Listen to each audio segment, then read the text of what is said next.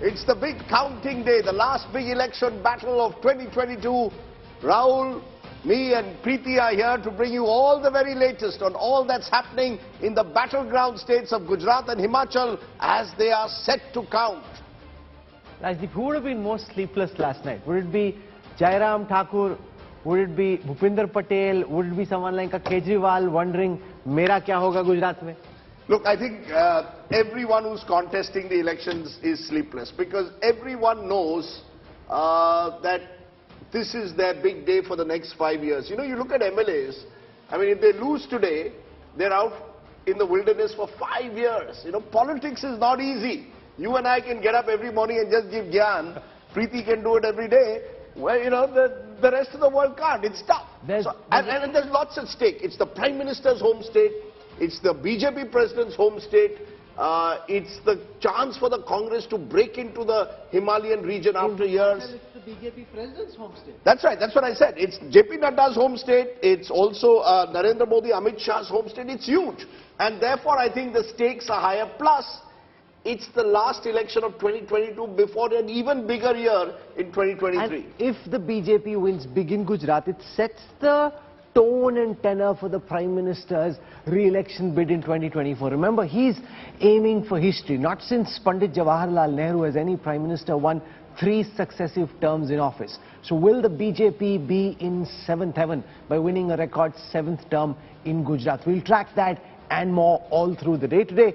Rajdeep, let's get started. Okay, let's get started now with the headlines.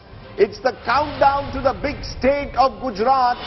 Exit poll predicts BJP could sweep the state and hit a record 7th consecutive victory, sharing that with the left in Bengal. It's D-Day in Himachal today. All eyes on the hill state as exit polls predict a cliffhanger with a slight edge to the Congress. Is the grand old party in with a chance? Congress preempts a potential Operation Lotus in the hill state, says it will shift all its winning candidates in Himachal to Rajasthan. Priyanka Gandhi Vadra monitoring the situation personally. Blazing fast counting day updates of the 2022 elections, unmatched ground reports and deep data analytics. Unmissable, unrelenting coverage only on India Today.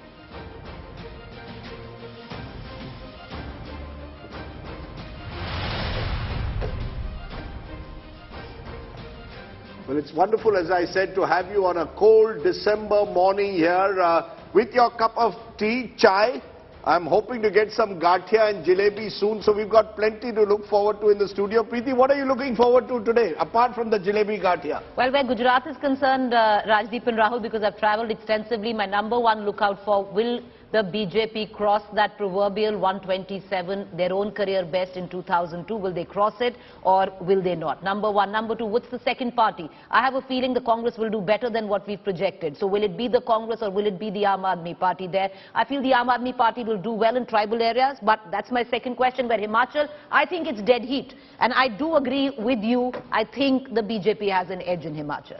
I haven't said they have an edge, I just said women voters. I just said women voters could make a difference. If 4.5% more women voters have polled as per indications, then I think the BJP has a chance. And I think that's why Himachal is critical for the Congress. Rahul, you've got Bhupinder Singh Hooda, Bhupesh Baghel all heading to Shimla because they know that they cannot afford now to lose another state to the BJP, a state where there is anti-incumbency. And history, 50 years of history, no government in Himachal has returned to power. So the Congress will then have to face both history as well as their obvious lack of chemistry on the ground. Let's spend a moment looking at what's at stake in Gujarat and Himachal. I'll do some scenario modeling starting with Gujarat to give you a sense of what the best case scenario, the worst case scenario and a baseline scenario is for all the 3 parties in the fray.